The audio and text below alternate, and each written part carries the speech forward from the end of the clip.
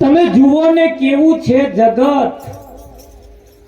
મરેલા ને ફૂલડો ચઢે. પહેલા આપણે ટીવી જોતા હતા, દેવતા ઉપર ફૂલો વર્ષા થતી હતી. આજે સાક્ષાત થવા મળ્યા. થાય છે કે નહીં થતું? જે ટીવી માં તું એ બહાર આવ્યું, હવે તો આવ્યું કે ના આવ્યું? આ ફૂલો નહીતર આપણી પર કોઈ વેરતો હતો વિઠ્ઠલ? આટલું તો પરિવર્તન થયું કે ના થયું? નહીં તો કોણ વેર પેલા? પણ એ મય જે ટીવી માં એ બધા નકલ હતો, અને આજે જે બેઠું બધું અસલ છે ને, એના ઉપર ફૂલોની વરસાદ થાય છે. નહીં તો કોણ આપણા ઉપર ચડે? આ ફૂલો કોણ નાખે? હા, મરી ગયા પછી કેટલી ચાદરો લાવે, વેવાઈ ચાદર લાવે, હારો ચાદર લાવે, કાકા લાવે, એ બધા છોકરા ચાદરો લાવે. એ પાંચમણ ફૂલોની ચાદર થઈ હોય, પણ હવે મરવા વાળા શું લાભ હોય? ખરો વિઠ્ઠલ મહારાજ આવે કઈ? પણ આ જગત છે દેવું. તમે કશાય ડાવના ના રહો ને, તારે મારા બેટા તમને હોને મળાવે. બાપા શી ઈચ્છા છે? તમે કોઈ લાગી ગયેલું. પણ હવે મારા બેટા અત્યાર લગી તો ભાવ પૂછ્યા જ નહીં. પૂછ્યા એટલે આ જગત કેવું છે તમે જુઓ ને, કેવું છે આ જગત. મરેલા ને ભલે જીવતો હોય ભગત, એના ઉપર પથ્થર વેરે. મરેલા બાપના ફોટા મઢાવે, ફૂલ હાર બનાવીને એને પહેરાવે. કંઈક ના ગરમ તમે જોયું, જે ફૂલોનો હાર બનાવે કરમાય જ નહીં કોઈ, એવું પાછું ફૂલ. અને મને કે મહારાજ મારે તો એમને દીવો કર્યા વગર કોદા ખાવાનું જ નહીં. કે મારા ડોહાન પહેલો દીવો કરવો.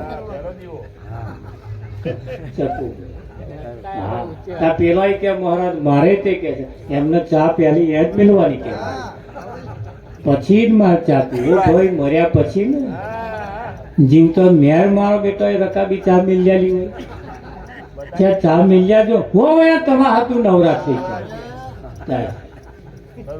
હું આજના ચા મેળવા જઈ દૂધ પડ્યું હોય એમ કે તડકા કરે, અને હવે તો પીવે એવા ના રહ્યા ત્યાં તો પારા મેળવા. જગતના નિયમ તમે જુઓ કેવા છે, અને સંતોના નિયમ અને જગતના નિયમમાં ફેર છે. પણ આ ફેર વાળો જે નિયમ છે ને એ થોડો વહમો પડે એવો. કેમ? અહીંયા આગળ પાછું ટકોર થાય. સાચો રસ્તો એ થોડો વહમો પડે ને, અને સાચું તો બધાય ને પડે. પણ એક વખત જો સેટ થઈ જાય ને પછી એનું વહમું પડતું નથી. હા, એટલે તમે જુઓ ને કેવું છે જગત. નાગ પોચમના દિવસે નાગને દૂધ પાય. નાગ પોચમના દિવસે નાગને દૂધ પાય. યાદ રાખજો, કોઈ દિવસ નાગને દૂધ ના પવાય. જે નાગ દૂધ પીવે એનું આયુષ ઘટી જાય.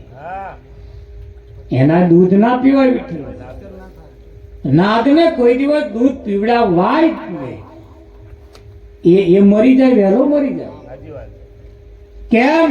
દૂધ એનો ખોરાક નથી, અને હોત ખોરાક તો એની કુદરતે એની જોગવાઈ ના કરી હોત, ગોઠવણ કરી હોત કે ના કરી હોત કે તમે દૂધ ના પાવ તોય એવો દૂધ લે એવી એને ગોઠવણ કરી હોત. પણ નહીં કરી એટલે એનો નક્કી નિયમ છે કે એને દૂધ એને માટે ઝેર જેવું છે. કેમ? જેના માટે જેવું જોઈએ, આ શરીરના માટે જેવું જોઈએ એવું કુદરતે એની વ્યવસ્થા કરી છે. એના માટે એવી વ્યવસ્થા કરી છે.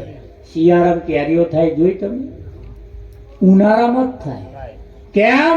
ઉનાળામાં શરીરને રસની જરૂર પડે, એટલે કુદરતે એવો રસ ઉનાળામાં ગોઠવી દીધો.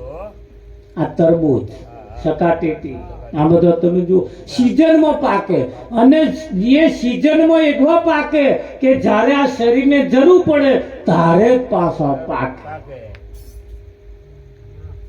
તમે ભેંસ હોય ને, ભેંસ કે ગાય, ભેંસ હોય ને 5 લીટર દૂધ આલતી હોય, એ 5 લીટર દૂધ આલતી હોય, જ્યારે તમે એની નીચે દોવા બેહો ને તારે વાંચરનો લોક ખુલે. વિઠ્ઠલ એને દોવાનું આમ વાંચર દબાવો ને તરત એનો લોક ખુલી જાય. અને 5 લીટર દૂધ તમે દોઈ લો એટલે પછી 5 કે 10 મિનિટ પછી એ આખો વાંચરનો લોક વાગી જાય. નહીં તો લોક ના વાગે, જેટલું દૂધ બને એટલું નીકળી જ જાય. કુદરતે એની ગોઠવણ કરી દીધી, તરત 5 કે 10 મિનિટ પછી એને લોક થઈ જાય. એટલે દોવા વાળાને કહ્યું છે પાછું કે ભેંસને ગાયને દોયા પછી 5 કે 10 મિનિટ સુધી એને નેચે બેહવા નહીં દેવા. આ લોક ખુલ્લો હોય અને ભેંસ કે ગાય જે હોય બેહી જાય એટલે એના વાંચરમાં પેલા જે જીવાણુ હોય ને એ પહેરે એટલે વાંચરને રોગ થાય. વાંચરને રોગ થાય એટલે દોવાવાળાને એવા નિયમ પણ બતાયા કે 5-10 મિનિટ સુધી બેહવા નહીં દેવા. એટલે ઓટોમેટિક એનો લોક બંધ થઈ જાય. લોક બંધ થઈ જાય પછી એ દૂધ બને ભેગું થાય પણ એ દૂધ નીકળી ના શકે. જેની ગોઠવણ બનાવી તો નાગના માટે દૂધની વ્યવસ્થા નહીં કરી હોય. જો એનો ખોરાક હોય તો, એનો ખોરાક જો દૂધ હોત તો પછી એ જન્મ આપવા વાળાને દૂધ હોત કે ના હોત કે ના હોત? હા, પણ જન્મ આપવા વાળી નાગણ જે હોય, નાગણ 150 થી 200 ઈંડા મૂકે અને 150 થી 200 ઈંડા મૂકે. એ નાગણ એને આમ લપેટેલો આમ ગોળ ગુંડારું થઈને પડી રહે અને જે ઈંડામાંથી મહી હાપોલ્યું થાય અને એને નાગણને ખબર પડે એટલે એને ફોડીને ખાઈ જાય. નાગણ ખાઈ જાય, જેવું આમ ફૂટીને નાહવા જાય એમ ખાઈ જાય, જીવતું ના રહેવા દે.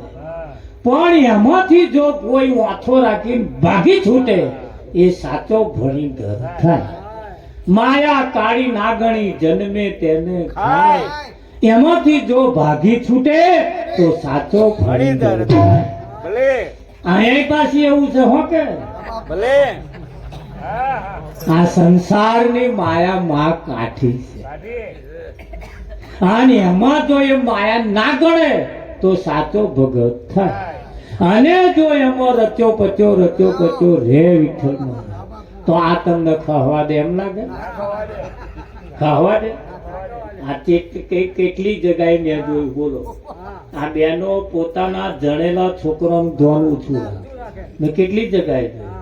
હા, એમના જે કુંખે જન્મ્યો હોય ને છોકરો એનું ધોન ઓછું રાખે, એમના છોકરાનું ધોન ઓછું રાખે, પણ હાહુના છોકરાની ધોન વધારે.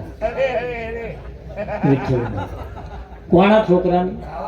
હાહુ છોકરાની ધોન વધારે. શેજ મોડો આવ્યો હોય ને તો કકરાટ હજુ મર્યો નહીં તે તાર માન્યા કહો તો ગયો તો ચાલે કે ના ચાલે?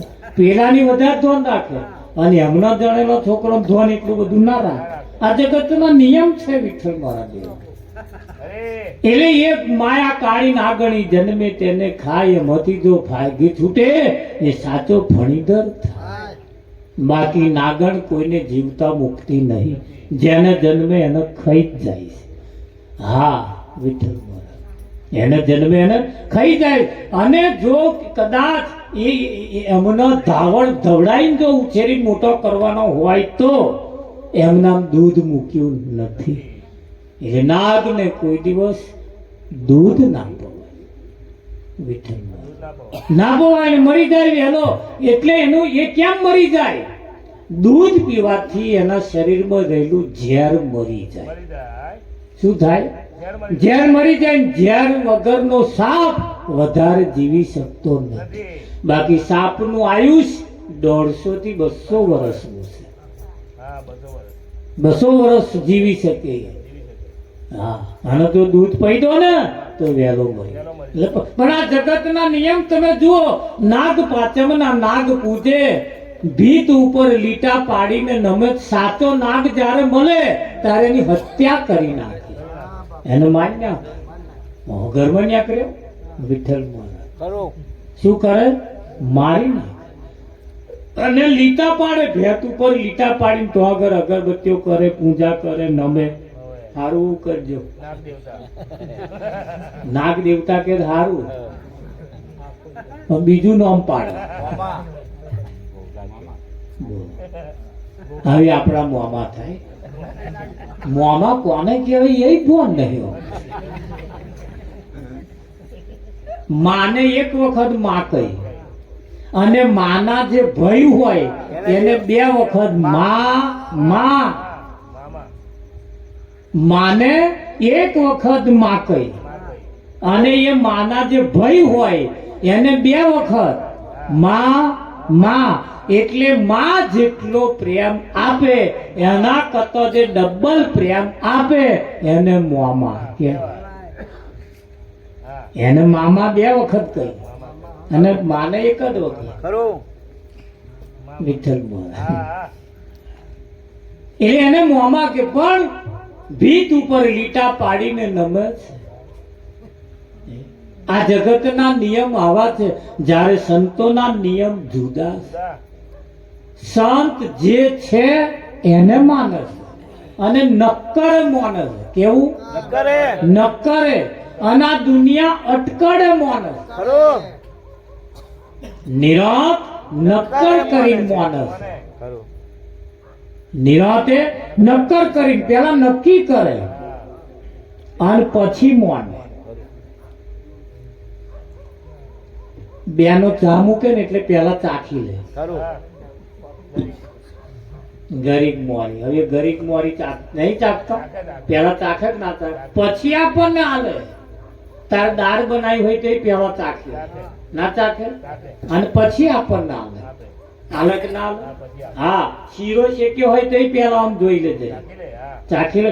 બધું ચાખી. આમાં બધા નિયમ છે, પણ આ જે માનવાનું કરવાનું એમાં કોઈ નિયમ નહીં. એમાં કોઈ ચાખવાનું આવતું જ નહીં. બસ અમારા આગળ વાળા કરતા હતા એટલે અમે કહીએ બોન ચાખીને કરવાનું. ખાવા પીવામાં જો ચાખવામાં આવતું હોય તો આપણા માટે, આપણા પોતાના હિત માટે, પોતાના હિત માટે, પોતાના જન્મ મરણના ચક્કરમાંથી છૂટી જવા માટે જે કરવાનું છે એ અણધાર્યું કર્યા જેવું નથી. મહેતાજીએ તો કહ્યું છે, શાસ્ત્રએ ગરબડ કરી વાત ના ખરી કરી. શાસ્ત્રએ ગરબડ કરી વાત ના ખરી કરી. શાસ્ત્રોમાં લખેલી વાતો ઘણી ખરી. હોશિયાર અને બુદ્ધિશાળી લોકોએ સાચો પોન્યો કાઢી લીધો અને ખોટો પોન્યો ઘાલી દીધો અને આપણને બટકા દીધું. જો આગળ વાળા આવું કરતા હતા, નતા કરતા, પણ પેલા એ પોન્યો જે નતા કરતા એવું જે મેં લખ્યું હતું ને એ ફાડી લીધું અને નકલ ઘાલી દીધું. આવું શાસ્ત્રએ ગરબડ કરી વાત ના ખરી કરી. જેને જે ગમે તે પૂજે.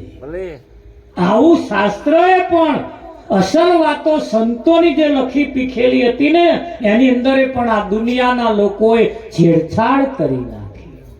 કરી કે ના કરી? એમ આપણા જીવનની અંદર પણ કઈક લોકોએ છેડછાડ કરી છે. આપણું ખરેખર નતું એ આપણને મારા બેટા બટકારી આવતા ગયા કે ના ગયા? હે વિઠ્ઠલ, દારૂ પીવો એ વ્યસન હારું છે કે બરબાદ કરવા વાળું? બરબાદ કરવા વાળું છે ને. આ દુનિયાના લોકો જાણતા હતા એટલે સંતો આના ઉપર પ્રતિબંધ મૂકવાનો ચાલુ કર્યો. પ્રતિબંધ મૂકવાનો ચાલુ કર્યું એટલે ગાળવા વાળા, વેપાર કરવા વાળા એ પાછા નવું ટુકડો ખોરી લાયા. માતાની જો પલ્લી ભરત ગયો તો પ્રસાદમાં ગળ્યાડ્યું ને કે નહીં ગળ્યાડ્યું? એટલે કહ્યું કે આપણા છોકરાનો પ્રસાદ, માતાનો પ્રસાદ લેવો પડે. અને મારા બેટા અહીં જે ઘૂંટો લેતા શીખ્યા એ સ્યાહે બાટક્યા છે. હતું જ નહીં, નતું. પણ આ હોશિયાર અને બુદ્ધિશાળી લોકોએ આવું ગાલ્યાલ્યું કે આ જગ્યાએ તરાપો તો આ પ્રજા પીતી થશે. અને હોશિયાર લોકોએ ગરમ ગાલ્યું નહીં, પણ મારા બેટા આપણા જેવા ગરમ ગાલ્યા હતા. અને આપણને કહેતા કે આ પૂજવું પડે, ખાવું પડે, પીવું પડે, આ ખાવું પડે. ગલ્યાલી ના કરે.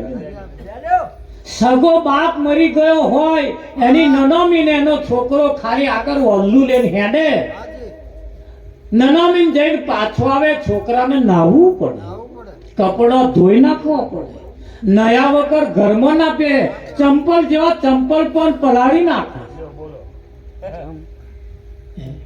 અને પાણીથી ધોઈ સ્વચ્છ થઈ ચોખ્ખો થઈ પછી મહી પે. મેં કહ્યું કેમ આવું કરવું પડે કે અભડાઈ જઈએ. એક બાપની નનોમીને અડવાથી એનો છોકરો, મરેલા બાપને અડવાથી એનો છોકરો અભડાઈ જાય. આવું સમાજે શીખવાડ્યું તો ખરું, સાચું તો હતું જ, એરવા દીધું, એમાં કોઈ છેડછાડ ના કરી. આવું સમાજે આપણને ભોન કરાયું કે ભાઈ નહીં નાખવું પડે, કપડો ધોઈ નાખવા પડે, આવે ને આવે કપડે ઘરમાં ના પીવાય, આવે કપડે પહેરીને ખવાય નહીં, નયા વગર ખવાય નહીં, આવું ભોન કરાયું. અને વાત સાચી, આપણને ભોને થયું, પણ સમાજે બીજું પાછું ઘલ્યાલ્યું મય. હા, માતાએ કઈક પલ્લી ભરે, કેદાર જાનવરની બલી ચઢાવે, એને મારી નાખે, મારી નાખીને પછી કે લો પ્રસાદ, અને બાફીને મારા બેટાએ આપણને મરેલું ખવડાયું. મરેલાને ખાલી અડવાથી અભડાઈ જવાતું હોય તો મરેલું મહી ઉતારી દઈએ, તાર ના ભળાઈએ. તાર મારા બેટા લોકોએ આપણને ગલ્યાલું કે આ પ્રસાદ ખાવાથી પાવન થવાય, અને આ પ્રસાદ ખાવો પડે, આપણી માનો કહેવાય.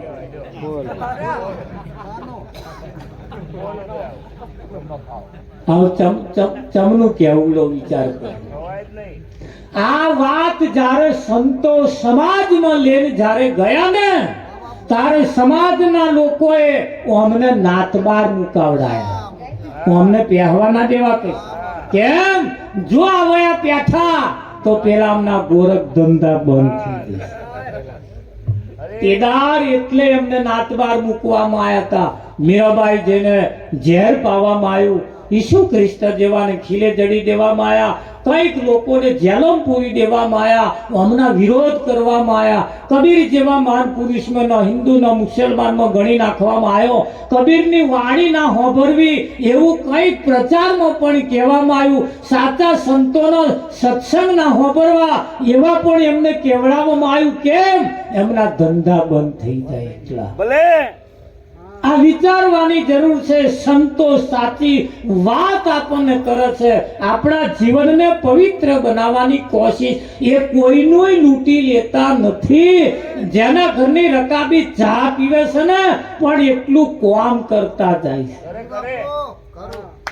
પેલા ખાતા જાય, પીતા જાય, તમને એ તે તમારે અતડક જાતનું હાલતા. પેલો ભિખારી ભીખ માગવા આવે ને તો કે એ તમારું અભરે ભરાશે, તમારું દૂધણા દૂધે, તમારું દૂધ નહીં ખૂટે, તમારો ભેંસો દૂધ હાલતી જ રહેશે, તમારો નરિયો વહેલો બદલાઈ જશે, તમારો છોકરો હારો થશે. તારી તો ઓનલી તડાકામાં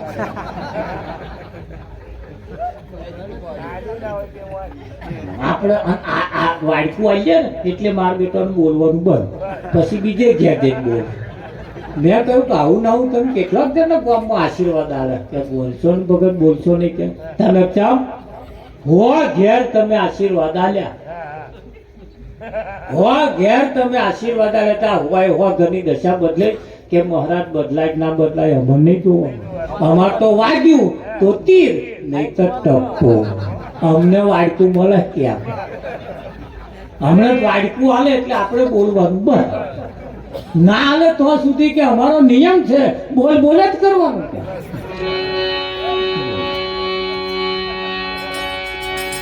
વિઠ્ઠલ મહારાજ એવું થાય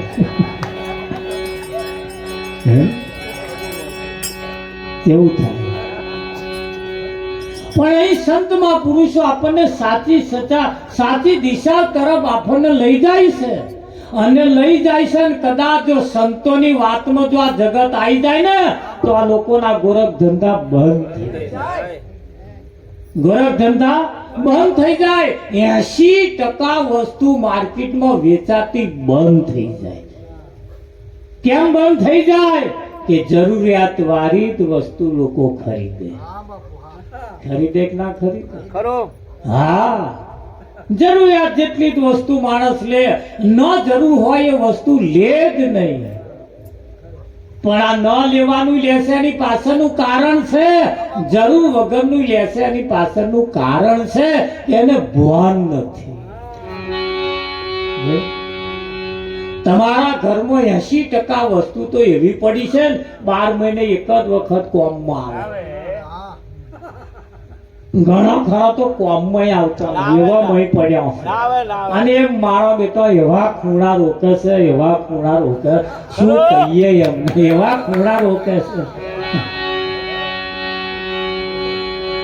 તિજોરી ભરેલી વસ્તુ તો મહારાજ 3 ભાગની વસ્તુ તો વપરાતી જ નહીં. કેટલાય ગરમ એક જ ખૂણો વપરાય છે, પણ છતાંય હારા ગાડી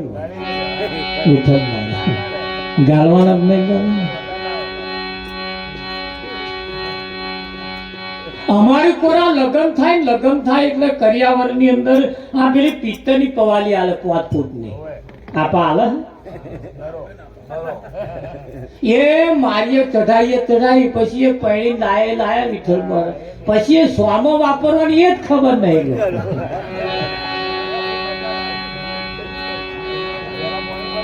અરે કરિયાવરમાં લીધેલો વાહને મને તો એમ લાગે એમાંથી તો લગભગ 90% વસ્તુ વપરાતી જ નહીં. તા પેલા લે એવો ના વપરાય. પંખો લીધો હોય તો વાગે 2 દાડા ચાલે, બળી જ જાય. ત્યાં 500 રૂપિયાનો અલ્પ એવો હોય એટલે શું કે મને કરિયાવરમાં પંખો આવ્યો, મન કે તમે ચડાવો બધો તો બીજે તાર બળી ગયો. બીજે તાર બળી ગયો તાકા હલકો વાર મેં ગાલ્યો. કઈક વાહન એવાનો કોના ફાટી જાય અને ચેદાર આલે ચેદાર ફાલ્યા ભૂલ્યા પડે. બહુ આલ્યું બહુ કેવું આલ્યું એ તો કે બસ આપણને ઠપકારે જ રાખ્યા છે, રાજી જ રાખ્યા છે, બસ રાજી જ રાખ્યા છે આ જગતના. પણ સંત મહાપુરુષે સાચું ઘરેણું જયારે આલ્યું છે ને,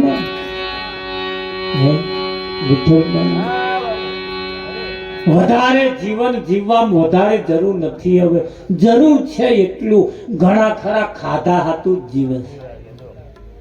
99.99% લોકો ખાધા હાતું જ જીવે છે. હા, 1% એવો છે જીવવા જેટલું જ ખાય છે. અને જીવા જેટલું ખાય છે ને એને કોઈ જફા છે જ નહીં. કોઈ માને તોય શું અને કોઈ ના માને તોય શું. હા, થયું તોય શું અને ના થયું તોય શું. આ જફાઓ ખાધા હતું છે એને માથા કૂટ છે કે નહીં? નિયમ તો એવો છે ખાધા જેટલું જ જીવ. હા, જીવવા જેટલું જ ખાવાનું. કાલ બપોર જમવાનું હોય, કાલ બપોર, અને આજ મોજે ઘણા ખરા ઓછું ખાય.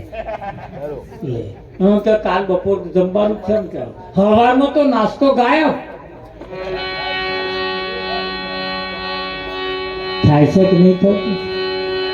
હવે જે મૂળ ધ્યેય હતો એ રહી ગયો અને બીજો ધ્યેય વળગી પડ્યો, અને વળગી પડ્યો એમાં જીવન ઉપાધિ વાળું લાગે.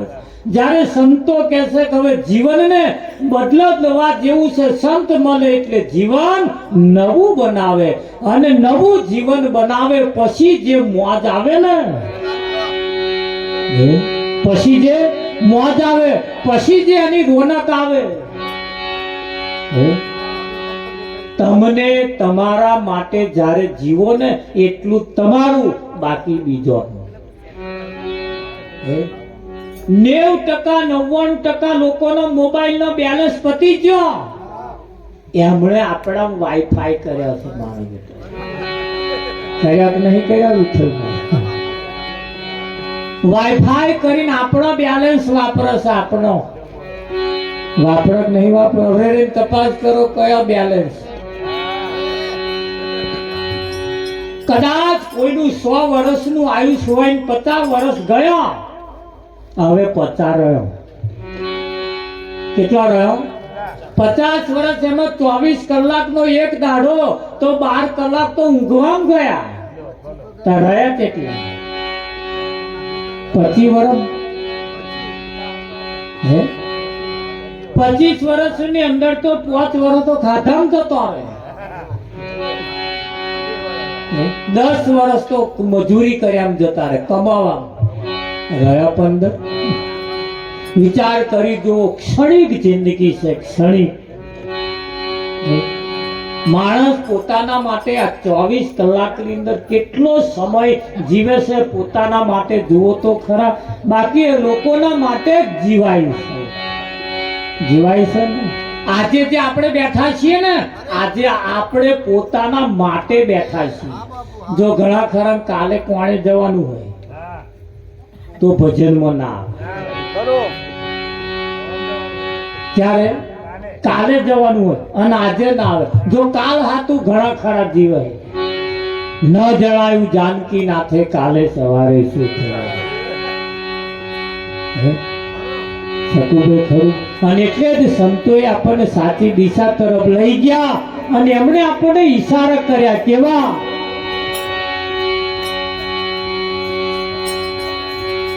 હરે સંતા પકડી રમશો વાયડો ચાલશે નહીં. પકડી રમશો વાયડો ચાલશે નહીં.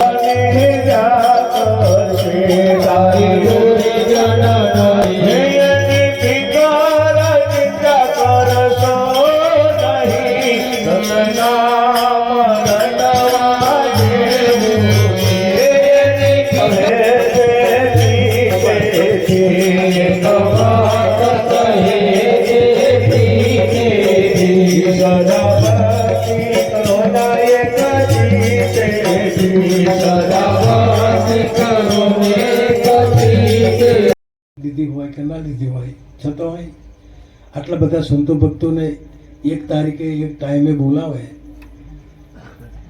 એ તો કોઈ ભાગ્યશાળી હોય એ આ કાર્ય કરી શકે. વ્યવહાર માટે તૂટી મળે, વ્યવહાર માટે તો બધા તૂટી પડે છે, હા, પણ પરમાર્થ માટે તૂટી પડે એમાં કાળજું જોઈએ અને છાતી જોઈએ. બધા આ કાર્ય ના કરી શકે.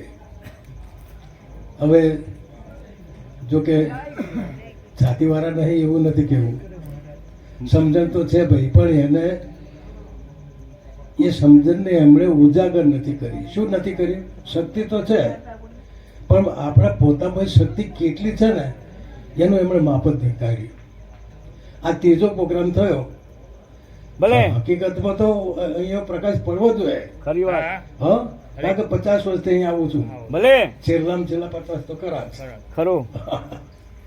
કારણ કે જે બાળકો ખોરામ બેહાડ મેં રમાડ્યા છે ને એ 4 દીકરાના બાપ થયા. ભલે પ્રકાશ તો એને પડવો જોઈએ ને. પડવો જોઈએ બાપુ. પણ એ હજુ એ પ્રકાશ નથી.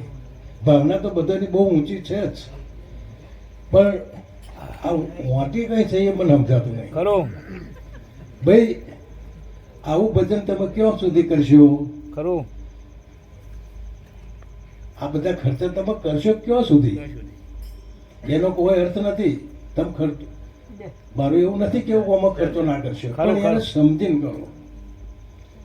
પરમાર્થ માટે ખર્ચ કરવું જરૂરી તો છે જ, પણ એને સમજી લો. આ તો એક બધા નામનું ભજન તો કરે છે, 33 કરોડ નામ છે પરમાત્માનો. ખરું. લ્યો, એમાં કોઈ બાકી રહે નહીં.